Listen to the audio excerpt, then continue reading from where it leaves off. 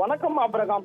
மதுரையில் ஆட்கள் நடமாட்டம் உள்ள பகுதியில் சாலையோரம் மீட் செல்லப்பட்ட பச்சிளம் பெண் சிசுவின் உடல் இறந்த நிலையில் சலாம் அமைக்கப்பட்ட சம்பவம் பெரும் பரபரப்பை ஏற்படுத்தியுள்ளது அப்ரகாம். இது பெண் சிசு கொலை என காவல்துறையினர் தற்போது தீவிர விசாரணை மேற்கொண்டு வருகின்றனர். மதுரை மாநகர மகுபாளையம் அன்சாரி நகர் 7வது தெரு பகுதியில் பிறந்து 6 மாதமான பச்சிளம் குழந்தை உடல் கிடந்துள்ளது. அதனை அப்பகுதி மக்கள் பார்த்து உடனடியாக காவல்துறையினருக்கு தகவல் அளித்துள்ளனர்.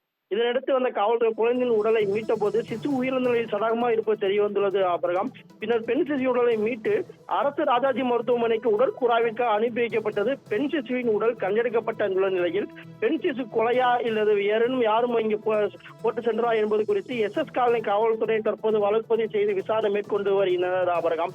தொடர்ந்து முதற்கட்டமாக மதுரை மாநகர பகுதியில் உள்ள அரசு மற்றும் தனியார் மருத்துவமனையில் அனுமதிக்கப்பட்டுள்ள குழந்தைகள் பெற்ற தாய்மார்களின் விவரங்கள் குறித்து கேட்டறியப்பட்டுள்ளது காவல்துறை மூலமாக. இதே போன்று சமூக நலத்துறை மூலமாக பதிவு செய்யப்பட்ட கர்ப்பிணிகளின் விவரங்கள் கேட்டறியப்பட்டு அதன் மூலமாக விசாரணை நடத்துவதற்காக திட்டமிடப்பட்டுள்ளது என்று காவல்துறை தரப்பில் தகவல் தெரிவிக்கப்படுகிறது அப்ரகாம். மேலும் வீட்டிலேயே சட்டவிரோதமாக பிரசவம் பார்க்கப்பட்டுள்ளதா என்ற கோணத்திலும் காவல்துறை தற்போது விசாரணை நடத்தி வருகின்றனர்.